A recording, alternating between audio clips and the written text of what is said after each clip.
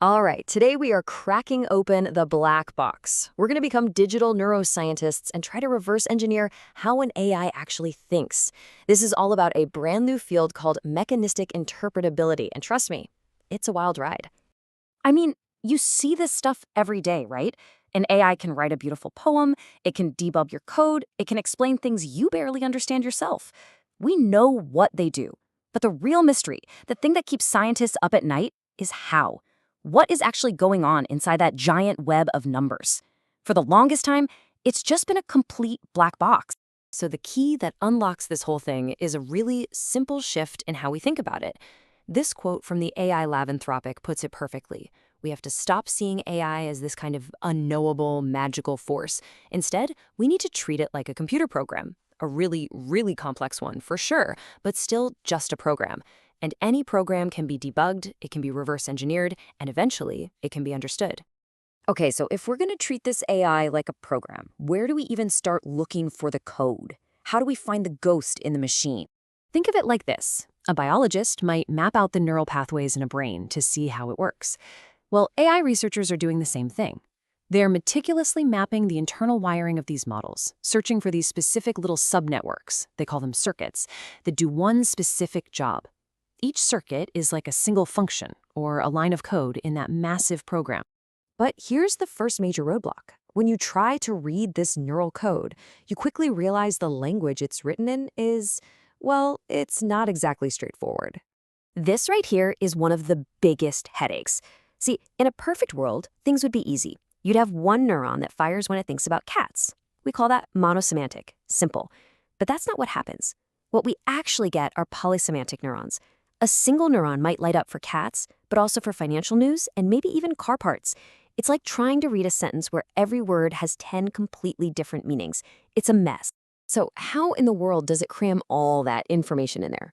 The leading theory is something called the superposition hypothesis. The idea is that the model doesn't store concepts in individual neurons. Now, that's too simple. It stores them as directions in a crazy high-dimensional geometric space. So the real information isn't in any one neuron. It's in the relationships, the angles between thousands of them. It's a ridiculously clever way to compress data. All right, so to dig through this wild, high-dimensional space and actually find these circuits, researchers couldn't just use off-the-shelf tools. They had to invent a whole new forensic toolkit. The first big tool they came up with is called activation patching.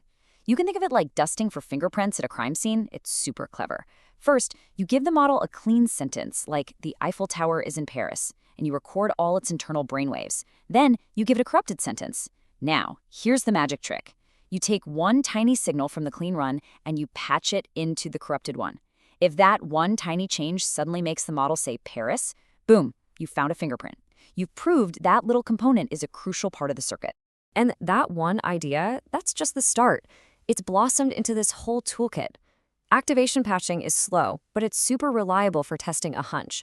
Then you have things like AC/DC, which can automatically search for entire circuits on its own. And now there are even faster methods like EAP that let researchers get a quick and dirty map of the circuits inside even the biggest models out there. Okay, this is the payoff. This is where it gets really cool. Because with these tools, we're not just guessing anymore. We're finding the actual real-life algorithms these models are running. So, case number 1, induction heads. You know how you can give an LMM an example in your prompt and it just gets it? It learns on the fly?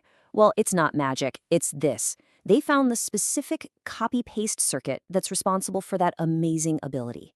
And how it works is, well, it's brilliant in its simplicity. It's a two-part system. You have a previous token head that's like a spotter. It scans the text and just makes a mental note, hey, I saw token A here. Then, another part, the induction head, sees token A pop up again later. It says, wait a minute, I've seen that before. It looks back, finds what came after it the first time, token B, and just copies it. It's the literal computer code for, if you see A then B, next time you see A, just say B. Okay, so once they cracked that, they moved on to something even trickier, figuring out the who in a sentence. This problem, called indirect object identification, or IOI, has basically become the fruit fly for this whole field. A simple little task that, when you look closely, shows you all sorts of incredibly complex stuff. So, get this. To figure out that the sentence should end with Mary, It's not one thing, it's this whole team of specialists working together. First, some heads spot that the name John is repeated. Then, and this is the crazy part, other heads kick in and actively suppress the idea of John. They basically tell the rest of the brain, ignore John. That clears the way for a different set of heads, the name mover heads, to grab the other name, Mary. And what's truly amazing? They found backup heads that do nothing unless the main ones are broken. It's a self-repairing circuit. All right, we've talked language, but what about math? This, to me, is the most mind-bending discovery of them all. How does a model that has done nothing but read the internet learn how to do arithmetic? You'd think, right, that it would learn math like we do, memorizing multiplication tables, learning to carry the one. Nope, not at all.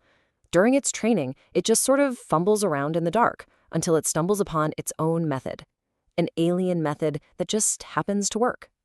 The way it does it is, it's just completely alien. It's not human-like at all. When researchers popped the hood on a model trained to do modular arithmetic, they found, you're not going to believe this, it had basically reinvented the Fourier transform. It represents numbers as waves on a circle, uses trigonometry to rotate them, and then reads the angle to get the answer. It turned a math problem into a geometry problem. Absolutely incredible. Okay, so finding these little algorithms one by one is amazing, but it's slow. How do you scale this up? How do you go from reading a single circuit to understanding the AI's entire internal language? Well, the game changer here is a tool called a sparse autoencoder, or an SAE.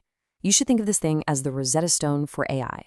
It's basically another AI that you train to look at the messy, jumbled up signals inside the main model and untangle them. It takes that dense, confusing mess and breaks it down into thousands of clean, individual concepts. Suddenly you have a feature for the Golden Gate Bridge, or a feature for legal jargon, or a feature for sad movie endings. And once you can see all these individual concepts, you can start to see how the different circuits talk to each other. And it turns out, it's not just a big chaotic party where everyone's shouting at once. They have private conversations. They found that one circuit will write a piece of information into a specific channel, a private line that only certain other circuits down the line are listening to. They're passing notes in class. So where does all this lead? We're really at the dawn of a new science here. You could call it AI autopsy or digital neuroscience. It's a huge new frontier. Let's just step back for a second. We've gone from just staring at this mysterious, opaque black box to actually having a map of the machine. And the evidence is just overwhelming. The inside of an AI isn't chaos. It's a beautiful, structured system of clean, modular, and most importantly, understandable algorithms. The bottom line is, we are building the tools to translate the native language of AI. We're learning to read its mind, circuit by circuit. And that leaves us with one heck of a question. What are we going to find? And what are we going to be able to do once we can finally read the whole book?